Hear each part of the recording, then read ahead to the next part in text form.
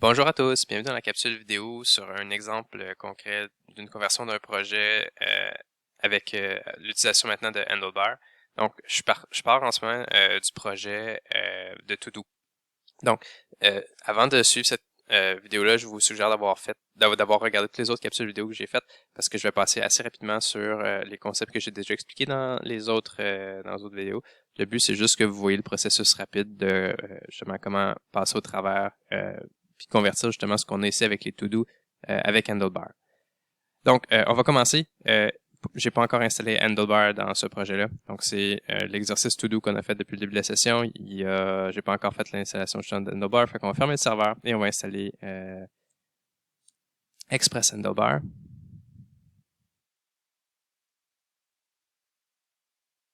Je vais pouvoir redémarrer tout de suite mon serveur après. Bon, on va aller dans le server.js puis on va aller tout de suite faire les configurations nécessaires. Donc, je vais aller faire l'importation de Engine de Express Handlebars. Donc, ça c'est fait. Ensuite, on va aller faire la configuration de l'engin de rendu.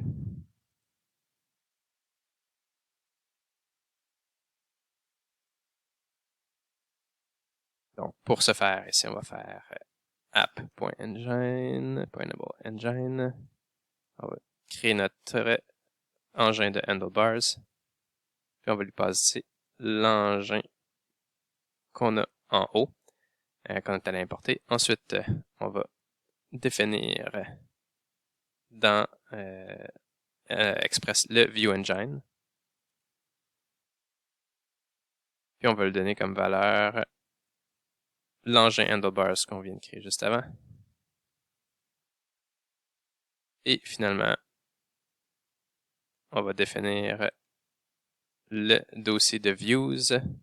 On va lui dire que le dossier c'est ./views. Parfait. Les configurations de base ici sont faites. Donc nous autres ici, il va falloir maintenant qu'on crée la structure dans le fond pour le projet de handlebars. Je vais me créer mon dossier views au sommet ici. À l'intérieur du dossier views, je vais me créer mon dossier layout. À l'intérieur du dossier views, je vais aussi me créer le dossier partials. C'est ici. À l'intérieur du dossier layout, n'a pas oublié, on va se créer notre fichier main.handlebars. On va en avoir besoin parce que ça va être pour notre fichier générique. Même si on a juste une page dans ce cas-ci, ça va être notre fichier générique si on aurait d'autres pages. Puis on va se créer dans nos views aussi une page pour notre page d'accueil. Donc je vais me créer dans nos views un index.handlebars. OK. Ce qu'on va faire, c'est qu'on se cassera pas trop la tête. Hein. On va aller dans notre dossier public, on va aller dans notre fichier index.html, puis je vais aller tout copier ce qu'il y a là-dedans, puis je vais aller pour l'instant le mettre dans le main.handlebars. Donc, à l'intérieur de ça, ici ce qu'on a. Donc, au niveau des fichiers CSS puis JavaScript, ça, il va falloir qu'on les enlève, il va falloir qu'on les rajoute de la façon de handlebars tout de suite après. Donc, je vais les enlever d'ici. L'entête, le footer peuvent rester là. Tout ce qui est à l'intérieur du main ici, donc le UL de To-Do, le formulaire, ça c'est vraiment typique à cette page-là, donc à notre page d'accueil. Ceux-là, je vais vouloir les enlever, puis je vais vouloir les ajouter plutôt dans mon index.handlebar. Donc dans ma page index.handlebar, parce que c'est dans cette page-là que ça va être vraiment, qu'on va avoir dans le fond la liste, puis le formulaire. Tout le reste ici, ça c'est notre gabarit de base. Donc, pas oublier, ici à l'intérieur du main, on va ajouter notre triple moustache, puis on va mettre le body pour dire que c'est à cet endroit-là qu'on insère le contenu des pages. Donc, le contenu spécifique des pages va s'insérer à l'intérieur du main. Bon, le titre, ça c'est bon, ça c'est correct. On pourrait mettre ça dans des partials. Je le ferai pas là aujourd'hui, c'est pas nécessaire. Bon, il va nous rester à charger les fichiers CSS. Donc, ça, je vais tout de suite écrire le code. On fera les insertions tantôt. On ouvre le double moustache. Ici, on va faire un each sur les fichiers style. On ferme notre section each. Puis, pour chacun, on va créer une balise link avec comme href this, comme ça ici. Puis, on va faire la même chose pour le JavaScript. On va se faire un each sur tous les scripts. On ferme notre bloc. Pas besoin de mettre lui ici. On ferme notre bloc. Ensuite, ici, on va se mettre ici un script de type module qu'on va boucler pour chacun des fichiers de script. Puis, on va insérer à l'intérieur ici, pareil, this. OK. Dernière petite chose. le titre, c'est une bonne idée que le titre soit différent d'une page à l'autre. Fait qu'ici, je vais insérer une variable, la variable titre, comme on a fait, comme je vous ai montré dans les exemples des autres capsules vidéo. Fait que ça, on va être bon. Je suis pas mal sûr. En tout cas, on va aller dans le server.js puis on va aller faire le rendu de notre page d'accueil parce qu'en ce moment, on le fait pas. Donc, on va descendre en bas ici. Puis, dans le fond, dans nos routes, moi, je vais l'ajouter en haut. En général, j'ai tendance à ajouter toutes les routes qui ont rapport avec handlebars en haut complètement du fichier. Donc, on va rajouter un app.get sur la page d'accueil. Donc, le slash. Puis, on va tout simplement ici retourner un request response, une fonction. Puis, ça va être un response.render. Puis, ce qu'on va faire comme rendu, ça va être de la page index, qu'on spécifie la page index. Ça va nous prendre des variables en paramètres. Donc, on ouvre les accolades après une virgule. Et ce que vous allez devoir mettre ici, bon, premièrement, le titre. Ça va être important. Le titre de notre page s'appelait todo. Ensuite, ça va nous prendre les fichiers CSS, donc les styles, qui est un tableau. Ne pas oublier de le mettre dans un tableau parce que on veut qu'il puisse en avoir potentiellement plusieurs. Donc, nous autres, le fichier CSS, c'était /css/ je crois que c'est style.css, oui, puis le main, c'est main.js. Parfait. On va mettre style.css. Puis, pour le script ici, ce qu'on va faire, c'est script avec un S, qui est un tableau là aussi, dans lequel on va insérer /js/main.js.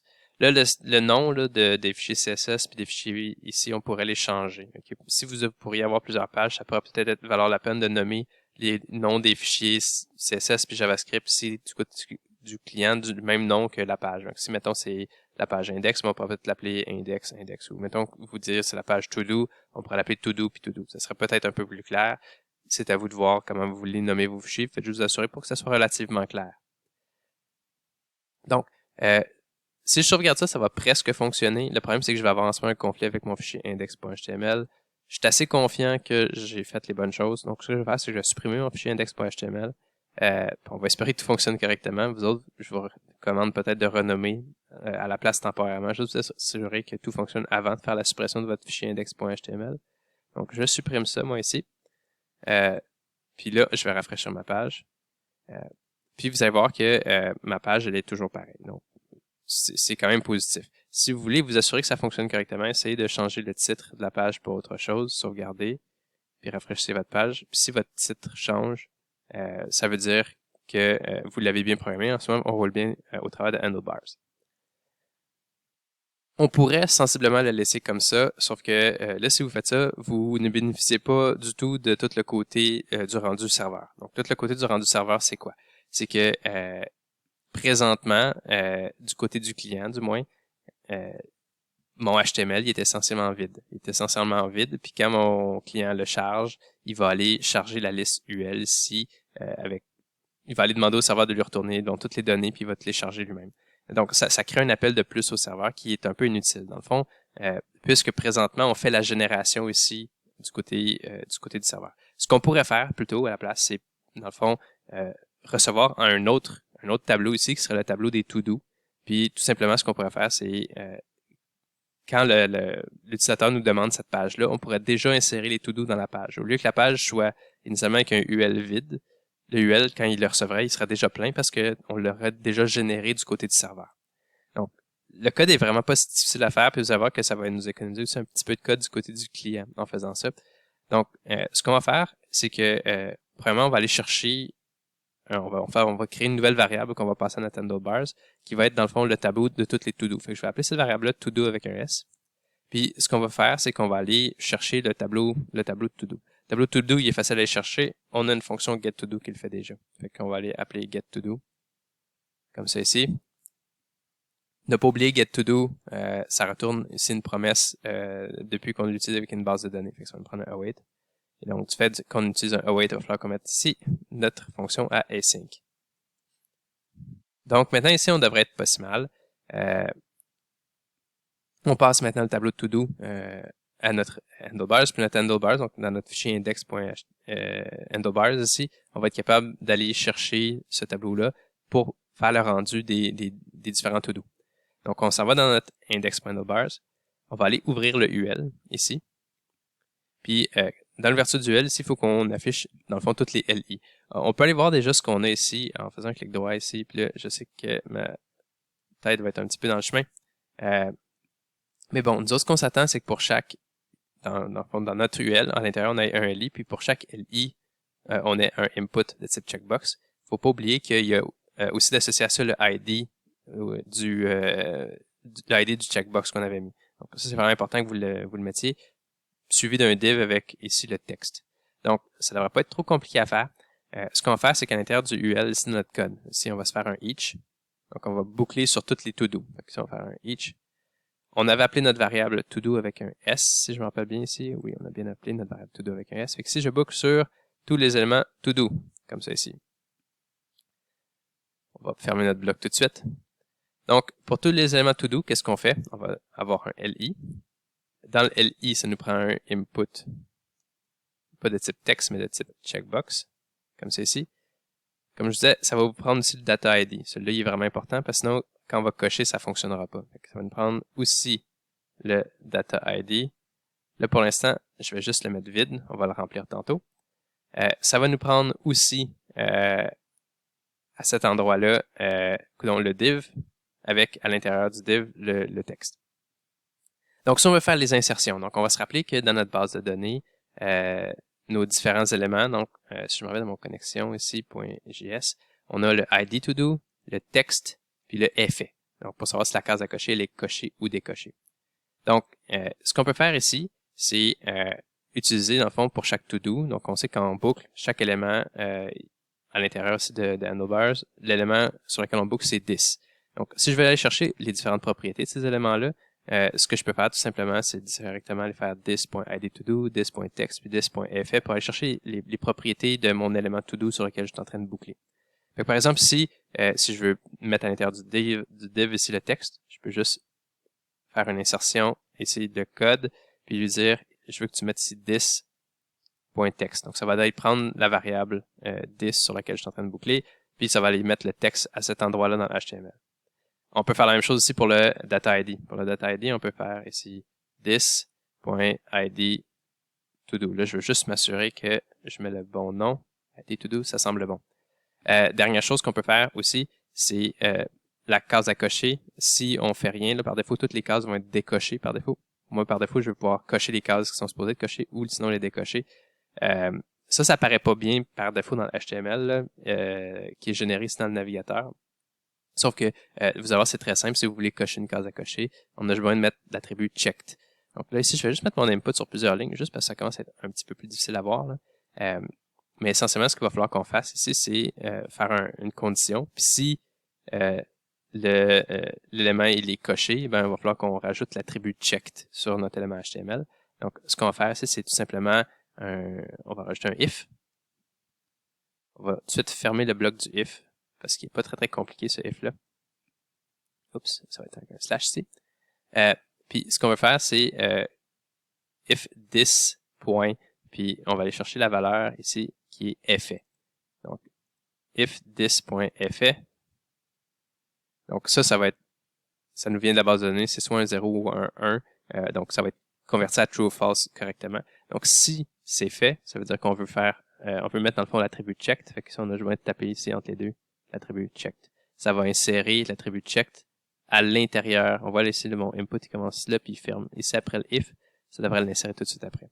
Le code ici est peut-être pas évident à comprendre, pas évident à voir, mais ici, on a essentiellement une condition. Ça, je l'ai juste mis sur une seule ligne. On pourrait la mettre sur plusieurs lignes aussi. Donc, je sauvegarde ça. Si vous rafraîchissez, vous allez avoir de quoi d'un peu particulier. En ce moment, vous allez voir qu'il va vous afficher les éléments deux fois. Pourquoi est-ce qu'il les affiche deux fois? C'est parce que en ce moment, quand il charge la page pour la première fois, il va recevoir du serveur la page avec déjà tous les éléments chargés, une fois. Puis par la suite, en ce moment, on avait mis nous autres du côté du client du code pour aller chercher les éléments sur le serveur et les ajouter dans l'interface graphique. Fait qu'il le fait une deuxième fois. Donc là, nous autres, ce qu'on veut faire, c'est enlever le côté du client qui fait ça au chargement de la page. On n'en a plus besoin parce que le serveur retourne déjà la page déjà construite. Fait que c'est plus nécessaire de le faire. Fait qu'on va aller dans le main.js. Donc le add to do client, il nous est encore utile. Celui-là, vous allez voir quand on va utiliser ici le formulaire. Fait que celui-là, on va le laisser là. Add to do serveur pareil, ça va être aussi très utile. Check to do serveur, c'est très utile. Ce qui nous intéresse moins ici, c'est le get to do serveur. Get to do serveur, maintenant, on n'en aurait plus besoin parce que on n'a plus besoin d'aller chercher la liste des to do. Ils nous viennent directement du. En fait, quand on demande le fichier HTML, ils sont déjà dedans. Ils sont déjà dans l'HTML, fait qu'on n'a pas besoin d'aller les insérer dedans, nous autres mêmes du côté du client. Fait qu'on peut complètement se débarrasser de la fonction get to do serveur. Elle n'est plus nécessaire. Un peu plus bas, où est-ce qu'on appelait la fonction get to do serveur, vous pouvez l'enlever aussi complètement. Une autre place où vous pouvez faire un peu de ménage aussi, c'est au niveau de votre serveur.js. Au niveau de votre serveur.js, vous aviez un get ici pour aller chercher toutes les to-do sur votre serveur. Théoriquement, ce n'est plus une route qu'on utilise maintenant, vu qu'on n'a plus le get to do serveur. Fait que vous pourriez l'enlever. Ceci étant dit, ça peut être une route qui peut être pratique de laisser là pour pouvoir faire des tests des fois, pour pouvoir aller voir c'est quoi les éléments que vous avez dans votre base de données. Mais pratiquement parlant, en ce moment, on ne l'utilise plus. Donc, on pourrait complètement s'en débarrasser ici. Puis ça va faire exactement la même chose. Il va nous rester un dernier petit problème à régler. Vous allez voir, c'est pas grand-chose. Donc, si je fais le test rapidement, je rafraîchis ma page, puis que, bon, je tape quelque chose, je l'ajoute, je rafraîchis, vous allez voir que ça tout a l'air beau, ça a l'air de bien fonctionner. Sauf que si je rafraîchis ma page, OK, et que je coche un élément, et que je rafraîchis la page, vous allez voir que le cochage ne se fait pas en ce moment. Pourquoi est-ce que le cochage ne se fait pas? C'est parce qu'en ce moment, vu que les éléments sont chargés, le HTML nous vient du serveur, dans le fond, toutes les cases à cocher, dans le temps, ils étaient générés par du côté du client, fait qu'on leur ajoutait chacune, dans le fond, un événement, donc qu'on détectait. Ici, on cliquait sur la case à cocher, on voulait que ça envoie justement un message au serveur. Là, en ce moment, on n'a plus ça parce que le HTML est tout généré du côté du serveur. Puis du côté du serveur, on peut pas, quand on génère le HTML, on peut pas juste rajouter un élément, mettons, on change sur le HTML. Il faut qu'on le rajoute vraiment du côté du JavaScript. Donc, savoir c'est un petit peu de changement, c'est pas grand chose, c'est vraiment pas beaucoup de choses à écrire, mais du côté du client, il va juste falloir qu'au chargement de notre page, on fasse quelques petits ajustements dans le fond pour aller rajouter cet événement-là sur toutes les cases à cocher. Donc, vous pouvez le faire, ça, dans le main.js, ici, là, complètement en bas. C'est pas très long. Ce qu'il faut faire, c'est aller chercher toutes les cases à cocher. Donc, pour aller chercher toutes les cases à cocher, on va faire un document .query selector all pour aller chercher plusieurs éléments. Ça devrait nous retourner un tableau. Le query selector all, ici, on va aller chercher toutes les cases à cocher. Donc, toutes les cases à cocher qui sont dans mon UL, donc dans mon UL qui a l'ID to-do list. Donc, on pourrait se faire ici, tiens. Hashtag to-do list, comme ça ici, juste m'assurer que j'ai le bon nom. Parfait, comme ça ici. Puis ensuite, on va aller chercher à l'intérieur de ça toutes les inputs qui sont de type checkbox. Donc ça va aller chercher toutes les inputs de type checkbox qui sont à l'intérieur de ma liste to-do. Ça va me retourner un tableau. Donc ça, je pourrais mettre le tableau ici. Tiens, on va le mettre dans une variable constante, on ne le modifiera pas. Donc, on va l'appeler, checkboxes. Vu qu'on a plusieurs cases à cocher. Puis, ce que je vais faire ici, c'est, on va boucler sur ces cases à cocher-là, puis on va tout simplement leur ajouter l'événement manuellement. C'est pas très très long. On va juste le faire ici for, on va presque faire une for of, for let checkbox of checkboxes. Donc, pour chaque boîte à cocher qui se retrouve dans mon tableau de checkbox ici, je vais vouloir leur ajouter l'événement. L'événement, c'était quoi? C'était un add event listener. Puis on écoutait pour la valeur change. Donc change, donc quand on détectait un changement dans l'état de la case à cocher. Et quand on détectait un changement d'état, on appelait notre fonction pour cocher l'élément sur le serveur, qui était tout simplement ici check to do serveur.